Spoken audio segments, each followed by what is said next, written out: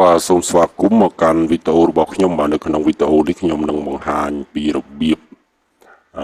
អាប់ឡូតវីដេអូចូលទៅក្នុង Channel YouTube របស់យើងឲ្យបានត្រឹមត្រូវទៅតាមលំដាប់លំដោយបាទអញ្ចឹងដើម្បីអាប់ឡូតបងប្អូនចូលទៅកាន់ Channel របស់យើងមកជួយយក custom channel បាទដើម្បីចូលទៅកាន់វីដេអូរបស់យើងបាទចឹងបងប្អូនបន្ទាប់មកបងប្អូនចុច content ទៀតមកបើវាសូបែបហ្នឹង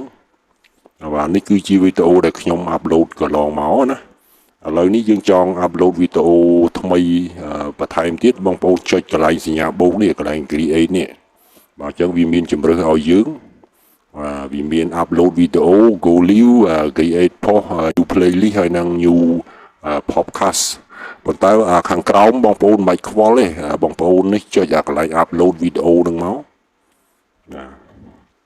បន្ទាប់មកវាចេញបែបហ្នឹងហើយបងប្អូនចុចកន្លែងនេះប្រអប់ select file ហ្នឹងមកចុចសញ្ញាព្រួយនោះក៏បានដែរបាទអញ្ចឹងវាទាញទៅកន្លែងវីដេអូដែលយើង save ទុកយើងចង់ upload យើង select វីដេអូហ្នឹងមកហើយបន្ទាប់មកចុច open មកបាទឥឡូវនេះវា upload ចូលហើយបាទនេះគឺវាចាប់ផ្ដើមដំណើរការហើយនេះ upload ខាងក្រោមនេះណាបាទបងប្អូនរៀបចំសិនមកបាទនេះនៅកន្លែង detail នេះនៅក្នុងប្រអប់គេដាក់ title អញ្ចឹងបងប្អូនវាចំណងជើងវីដេអូរបស់យើងមកវីដេអូរបស់យើងនិយាយពីអីយើងដាក់ចំណងជើងហើយយើងអាចវាយរហូតដល់100ពាក្យបាទហើយបន្ទាប់មក description យើងអាចដាក់បានរហូតដល់ 5000 ពាក្យបាទអញ្ចឹងបងប្អូននិយាយរៀបរាប់ពីវីដេអូរបស់យើងចេញមកណាកន្លែងហ្នឹងវីដេអូរបស់យើងនិយាយពីស្អីបងប្អូនសរសេរមកណាខ្ញុំដាក់បង្ហាញពីរបៀបផុសវីដេអូអញ្ចឹងណាអញ្ចឹងហើយបងប្អូន scroll មកក្រោមនេះកន្លែង thumbnail វាមានប្រអប់ឲ្យយើងជ្រើសរើសនេះកន្លែង upload file នេះគឺយើង upload thumbnail ហើយបាទយើងចុចកន្លែង upload file ហ្នឹងមកនេះវាទាញទៅកន្លែង thumbnail ដែលយើង save ទុកហើយយើងចុច select មកហើយបន្ទាប់មកបងប្អូនចុច open មកអញ្ចឹងនេះវាកំពុងតែដំណើរការបាទនេះហើយ thumbnail របស់យើងបាទនេះនៅខាងក្រោមនេះវាកំពុងតែ upload វីដេអូរបស់យើងប្រមាណ%បន្ទាប់មក playlist បងប្អូនដាក់ playlist បាទ select មក channel របស់បងប្អូនមាន playlist ហើយកន្លែងនេះយើងដាក់ select ខាងក្រោមមក no it is not make for kids បាទអញ្ចឹងវីដេអូរបស់យើងមិនសម្រាប់កុមារទេហើយខាងក្រោមនេះបងប្អូនយក no មកណា no don't restrict my video to viewer over 18 only ណាបងប្អូនចុចសូមួមកខាងក្រោមដាក់នេះកន្លែង page promotion នេះបើសិនជាវីដេអូបងប្អូនមានហៅថាពាណិជ្ជកម្មដោយខ្លួនឯងនៅក្នុងហ្នឹងបងប្អូនចុច select មកតែបើគ្មានទេយើងមិនបាច់ទេណាកន្លែងហ្នឹងណានេះកន្លែង alter content នេះគឺវាមាន3លក្ខខណ្ឌនេះបើសិនជាយើងចូលនៅក្នុងលក្ខខណ្ឌណាមួយយើងចុច yes មកតែបើមិនចូលទេបងប្អូនចុច no មកកន្លែងហ្នឹងណាហើយរួចហើយកន្លែងនេះមិនបញ្ហាទេបងប្អូន tick ទាំងអស់មកទាំង automatic chapter នេះទាំងបងប្អូនចុច allow automatic chapter មកហើយបន្តមកកន្លែង feature play នេះបងប្អូនចុចដែរមកបាទ allow automatic play ហើយកន្លែងនេះក៏ automatic concept នេះក៏យើងចុចដែរមក tick មកបាទសំខាន់នេះបងប្អូនមើលកន្លែង tag បាទ tag នេះគឺសំខាន់អញ្ចឹងtag នេះបងប្អូនវាចូល keyword បាទ keyword ដែលគេអាចងាយ search ឃើញវីដេអូរបស់យើងណាហើយយើងអាចដាក់ចំណងជើងយកចំណងជើងវីដេអូរបស់យើងធ្វើជា keyword ដាក់ចូលនៅក្នុង tag ហ្នឹងទៅអញ្ចឹងគេវាយពាក្យហ្នឹងគឺចេញវីដេអូរបស់យើងវាសូឲ្យ viewer របស់យើងឃើញណាអញ្ចឹងតកតងនឹងការវាយ tag នេះគឺបងប្អូនវាយហើយបងប្អូនចុច enter មកឬក៏ក្បៀសក៏បានដែរហើយបងប្អូនបាទសរសេរជាភាសាខ្មែរឬអង់គ្លេសតកតងនឹងវីដេអូយើងវាយទាំងពីរភាសាក៏បានដែរហើយយើងអាចយកកន្លែង description របស់យើងខ្លះយកមកដាក់មកកន្លែងរៀបរាប់ពីវីដេអូរបស់យើងបាទអាហ្នឹងយកធ្វើជា keyword ហើយបន្ទាប់មកយើងអាចដាក់ឈ្មោះ channel របស់យើងមួយដែរមក viewer របស់យើង search channel របស់យើងចាប់ឃើញអញ្ចឹងយើងអាចសរសេរបានរហូតដល់500ពាក្យបាទកន្លែង tag ហ្នឹងណាយើងអាចយក keyword ផ្សេងទៀតដែលល្អយកមកដាក់នៅក្នុង tag ហ្នឹងហើយចប់បងប្អូននេះចុចកន្លែង video language នេះគឺយើងយកភាសាវីដេអូរបស់យើងដាក់ភាសានិយាយជាភាសាខ្មែរយើងយកខ្មែរមកណាបើអង់គ្លេសយើងដាក់អង់គ្លេសទៅនេះបងប្អូន scroll រកមើលភាសាមកនេះបើយើងខ្មែរយើងដាក់ខ្មែរណាចុច select មកហើយខ្ញុំដាក់អង់គ្លេសកន្លែង caption certification អត់អីអាហ្នឹងយើងដាក់អញ្ចឹងទៅណាន់អញ្ចឹងទៅហើយកន្លែងនេះ recording date ពេលវេលាដែលយើងថតវីដេអូយើងថតថ្ងៃណាបាទយើងដាក់ក៏បានមិនដាក់កន្លែងហ្នឹងអត់បញ្ហាទេវាវីដេអូ location នេះក៏អញ្ចឹងដែរមិនបាច់ដាក់ក៏បានដែរនេះកន្លែងនេះសំខាន់យើងដាក់ standard YouTube license មកបើវីដេអូយើងមិនចង់ចែករំលែកណាព្រោះវីដេអូរបស់យើងធ្វើ original ឲ្យ YouTube ការពារឲ្យមាន license ត្រឹមត្រូវអញ្ចឹងយើងដាក់ standard YouTube license នេះប្រអប់នេះគឺបើយើង tick បើន័យថាយើងអនុញ្ញាតឲ្យគេ download វីដេអូរបស់យើងយកទៅប្រើប្រាស់តែបើយើងដក tick បើន័យថាយើងអត់អនុញ្ញាតឲ្យប្រើប្រាស់ទេណាខាងក្រោមនេះយើង tick អញ្ចឹងមកហើយបន្ទាប់មក remixing នេះបងប្អូនមានប្រអប់3ឲ្យយើងជ្រើសរើសបើយើងអនុញ្ញាតឲ្យគេយកសំឡេងនិងវីដេអូរបស់យើងទៅ remix ណាទៅកែសម្រួលណាទៅបញ្ចូលគ្នាយើងយកអាលើមកតែបើយើងអនុញ្ញាតឲ្យត្រឹមតែសំឡេងយើងយកអាកដាលតែបើយើងមិនអនុញ្ញាតទាំងវីដេអូទាំងសំឡេងបងប្អូនយកអាក្រៅមកណាដាក់ download remixing ណាខ្ញុំយកខាងក្រៅមកបន្ទាប់មកកន្លែង category នេះគឺសំខាន់បងប្អូនជ្រើសរើសប្រភេទ category មកតាក់ទងការអប់រំឬក៏របៀបធ្វើអីមួយយើងជ្រើសរើសមកខ្ញុំយក how to and style មកអានោះអាស្រ័យទៅលើវីដេអូបងប្អូនណានិយាយពីអីនេះកន្លែង comment នេះក៏សំខាន់ដែរយើងចង់ឲ្យ show comment យើងចុច on មកបើក on មកខាងលើនេះហើយកន្លែងមួយទៀតshort by អត់អីទេបងប្អូនដាក់ top អញ្ចឹងទៅណាហើយបន្ទាប់មកនេះក៏សំខាន់ដែរកន្លែង moderation នេះគឺបងប្អូនយកណាន់នេះគឺយើង YouTube អត់ចាប់ comment ទេអញ្ចឹងបានន័យថាវាសូមកទាំងអស់ហើយបើយកកន្លែង basic នេះគឺបានចាប់ comment ណាដូចពេចមិនល្អហើយចំណែកឯ strict នេះគឺបានន័យថាវាម៉ត់ចត់ whole all នេះគឺវាចាប់ទាំងអស់គ្រប់ comment ហើយខាងក្រោមនេះគេដាក់ show viewer បាទយើងយក tick ចឹងមកអត់អីទេហើយនេះវីដេអូរបស់យើងវាកំពុងតែដើរណាបា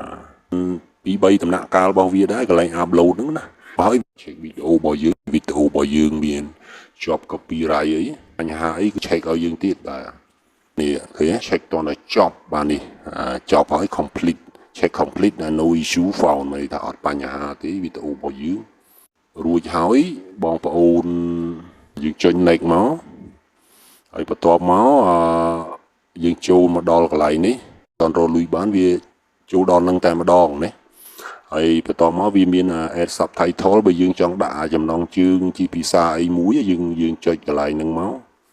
subtitle កាលវីដេអូយើងនិយាយភាសាខ្មែរយើងអាចដាក់ជាភាសាអង់គ្លេសខ្លះៗទៅប៉ុន្តែកន្លែងហ្នឹងអត់បញ្ហាទេបងប្អូនមើលកន្លែង add screen នេះបងប្អូនដាក់ screen មួយមកចុច add មកនេះយើងអាចរើសប្រភេទ screen ដែលយើងចង់ដាក់ណាជាទម្រង់បែបណាវាមានប្រអប់4ជ្រុងនិងប្រអប់មូលនៅក្នុងហ្នឹងប្រមាណយើងជ្រើសរើសទៅណាឥឡូវខ្ញុំ scroll ចុះក្រោមខ្ញុំយកអា3នេះបាទវាមានវីដេអូមួយវាមាន playlist មួយហើយនឹងsubscribe មួយយើងដាក់ channel របស់យើងណាអញ្ចឹងគឺខ្ញុំ select កន្លែងហ្នឹងមក default វីដេអូណាដែលល្អដាក់ឲ្យយើងដែលល្អសម្រាប់ viewer តែបើយើងមិនចង់ទេយើងអាច select ដូរក៏បានដែរយើងជ្រើសរើសខ្លួនឯងនេះវាមានជម្រើសឲ្យយើង3ប្រអប់ហ្នឹងដែរតែយើងយកខាងក្រោមនេះយើងជ្រើសរើសខ្លួនឯងណាគេថា choose specific video យើង select មកចឹងយើងចង់ដាក់វីដេអូមួយណាដែលយើងចង់ដាក់បងប្អូនចុចកន្លែងហ្នឹងមកណាចុចយកវីដេអូហ្នឹងមកគេវាចូលហើយបន្ទាប់មកយើងដាក់កន្លែងនេះយើងដាក់ playlist មួយមក playlist របស់យើងដើម្បីឲ្យ viewer របស់យើងចុច playlist មើលបានវីដេអូច្រើនយើងយក playlist យើងដាក់ playlist មកបាទឃើញទេវាចូលហើយបន្ទាប់មកបងប្អូនបាទចុច save មកហើយយើងចូលទៅដាក់card add card មួយទៀតបាទកន្លែង add card នេះបងប្អូនចុចកន្លែង add មកណាcard ហ្នឹងគឺជាវីដេអូណាវីដេអូមុនដែលយើង upload ហើយយើងដាក់នៅក្នុងវីដេអូថ្មីនេះដែលយើងកំពុង upload នេះយើងដាក់កន្លែងនេះដាក់នៅក្នុងនាទីប្រហែលបងប្អូនចុចសេរីទៅយើងអាចដាក់វីដេអូ3 4 5អាស្រ័យយើងនេះបងប្អូនចុចកន្លែងវីដេអូមកដាក់វីដេអូណាខ្ញុំយកវីដេអូនេះចុច select មកនេះឃើញវាបានណានេះហើយយើងដាក់មួយទៀតបាទដាក់នៅកណ្ដាលខ្ញុំដាក់3ចុះខ្ញុំដាក់ខាងដើមមួយកណ្ដាលមួយចុងមួយណាខ្ញុំដាក់វីដេអូ2ហើយនឹង playlist មួយណាហើយយើងចុចកន្លែងនេះ card មកសញ្ញាបូកនេះចុចមកវាមានជម្រើសមានវីដេអូមាន playlist យើងយកតាមនឹងមកណាបើដាក់ playlist យើងដាក់ចុច playlist បើចង់យកវីដេអូយើងចុចវីដេអូនឹងមកដាក់វីដេអូមួយទៀតនៅកណ្ដាលនេះខ្ញុំដាក់បានកណ្ដាលមួយទៀតហើយបន្ទាប់មកដាក់នៅខាងចុងនេះខ្ញុំដាក់ playlist មួយមកបាទខ្ញុំចុចកន្លែង card នឹងមកសញ្ញាបូកហ្នឹងហើយខ្ញុំចុចយក playlistរបស់ខ្ញុំមានមួយមកចុចមកនេះឃើញទេបាទបានហើយយើងបាន3ណាវីដេអូ2 playlist មួយអញ្ចឹងប៉ុណ្ណឹងបងប្អូនចង់សេរីទៀតក៏បានដែរដាក់នៅក្នុងនាទីប្រហែលចុចសេរីមកហើយបន្ទាប់មកចុច save មកអញ្ចឹងហើយនេះវា tick ឲ្យណាអញ្ចឹងរួចរាល់បងប្អូន